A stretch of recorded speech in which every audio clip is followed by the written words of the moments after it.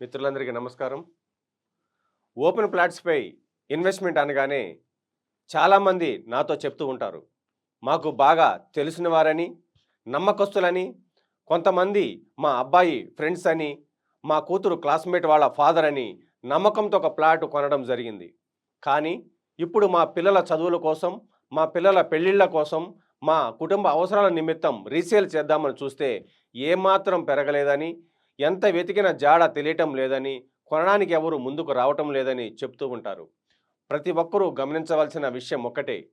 ఇప్పించిన వారు మన బంధువుల, ఫ్రెండ్సా, సర్కిల్ అని కాకుండా, మనం ఎలాంటి ఏరియాలో ఇన్వెస్ట్ చేస్తున్నాం, ఆల్రెడీ అక్కడ ఉన్న డెవలప్‌మెంట్స్ ఏమున్నాయి, ఆ ఏరియాలో రాబోతున్న డెవలప్‌మెంట్స్ ఏంటి, మన ఇన్వెస్ట్‌మెంట్ చేస్తే వెంచర్‌లలో అన్ని గవర్నమెంట్ అప్రూవల్ ఉన్నాయా, లేవా, డాక్యుమెంటేషన్ క్లియర్‌గా ఉందా, లేదా, రిజిస్ట్రేషన్ ఎవరు చేస్తారు, మనకు అవసరమైనప్పుడు రీసేల్ చేసుకోగలుగుతామా, లేదా అనే విషయాలపై అవగాహన ఉన్నప్పుడే మనకు తక్కువ సమయంలోనే రిటర్న్స్ రావడం జరుగుతుంది.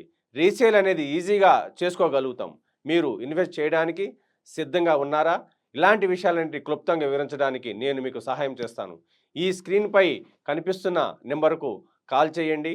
మీ సందేహాలను తీర్చుకోండి.